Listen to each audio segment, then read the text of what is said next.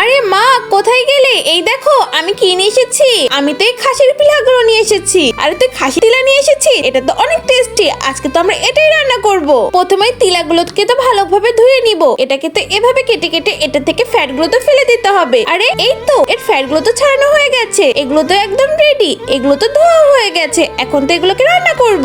বন্ধুরা, তোমরা যদি আপেল খেয়ে থাকো তাহলে ভিডিওটাকে লাইক করে দাও, আর যদি চকলেট খেয়ে থাকো তাহলে চ্যানেলটাকে সাবস্ক্রাইব করে দাও, আর তুমি কোন ক্লাসে পড়ো তা কমেন্ট করে জানাও। যেই এগুলোকে কুচি কুচি করে কেটে নি। এই তো এগুলো তো কাটা হয়ে গেছে। এবার একটা কড়াইতে কিছুটা পানি দিয়ে আদা দিয়ে এগুলোকে সেদ্ধ করতে দিই। এটা এবার কিছুক্ষণ সেদ্ধ হতে থাকুক। এদিকে আমি কিছু মরিচ কেটে নিই। এই তো এই তিলাগুলো তো সেদ্ধ হয়ে গেছে। এবার এটাকে তুলে নিই। এই তো এগুলো তো পানি ঝরানো হয়ে গেছে। এবার এটার মধ্যে কিছুটা আটা দিয়ে দিব। তারপর এই আটা দিয়ে এগুলোকে ভালোভাবে মেখে নিব। এবার একটা কড়াইতে কিছুটা তেল দিব।